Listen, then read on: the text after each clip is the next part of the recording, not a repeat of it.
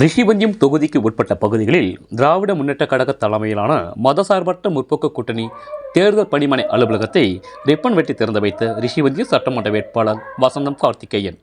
வருகின்ற சட்டமன்ற தேர்தலில் திமுக மற்றும் கூட்டணி கட்சிகள் சார்பாக நிற்கும் வேட்பாளர்களை திமுக அறிவித்தது.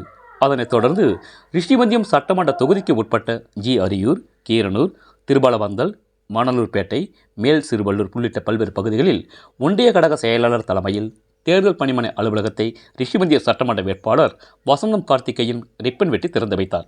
இந்த நிகழ்ச்சியில் மாவட்ட, ஒன்றிய, நகர கழக நிர்வாகிகள், உறுப்பினர்கள் என பலர் கலந்து கொண்டனர். ரேட் நியூஸ் தமிழ் செய்திக்காக திருக்கோயிலூர் தாலுகா செய்தியாளர் ஏழுமலை. செய்திகளை உடனுக்குடன் தெரிந்து கொள்ள ரேட் நியூஸ் தமிழ் சேனலை சப்ஸ்கிரைப் செய்யவும்.